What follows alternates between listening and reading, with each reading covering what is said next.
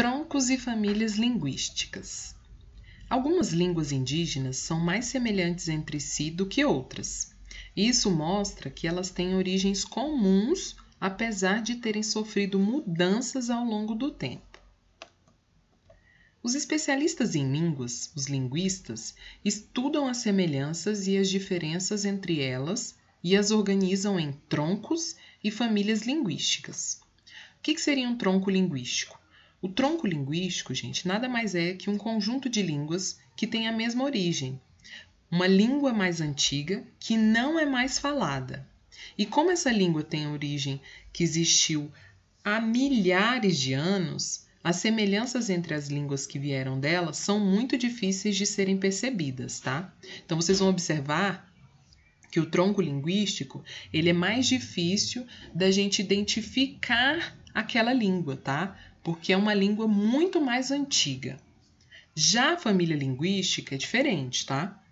É um conjunto de línguas que também possuem uma origem comum, mas que apresentam mais semelhanças entre si, tá? Vocês vão ver agora aqui a diferença entre tronco, o que é tronco linguístico e o que é família linguística.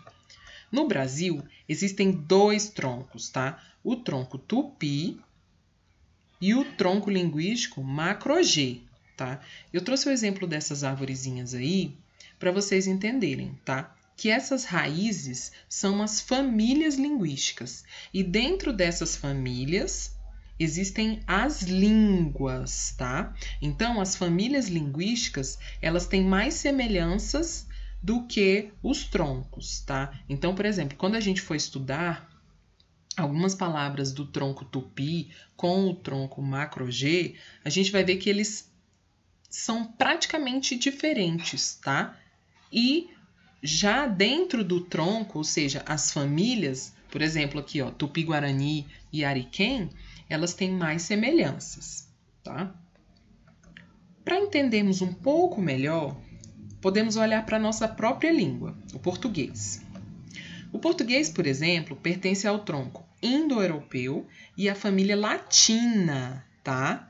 Nossa língua se parece muito com o espanhol e com o francês, porque pertencem a uma mesma família, tá? A mesma família linguística.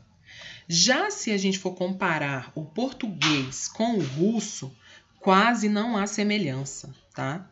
As diferenças entre as duas línguas são enormes. E por que isso acontece? Porque apesar de serem de um mesmo tronco, elas pertencem a famílias linguísticas diferentes, tá?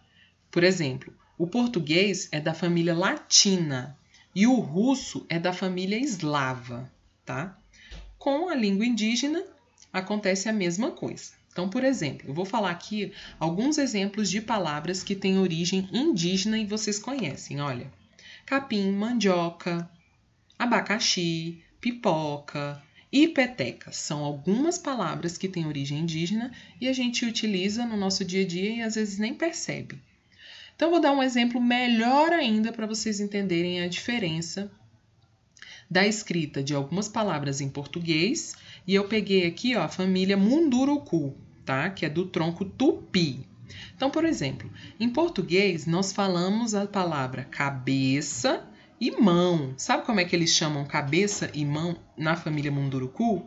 Oiá é cabeça e oibê é mão, tá? Então, como que a gente entende a língua das pessoas? A língua serve para dar nome às coisas, correto? Então, olha aqui, eu trouxe uma curiosidade para vocês. Vocês sabiam que ainda hoje existem mais de 150 diferentes línguas nativas no Brasil? Poxa, terceiro ano é muito, né? Não é muito, gente, pois vocês sabiam que em 1500, logo que os portugueses colonizaram o Brasil, haviam mais de mil diferentes línguas nativas no Brasil. Então, para vocês verem, né? De 1000 línguas nativas, hoje ainda existirem 150, é muito pouco, né?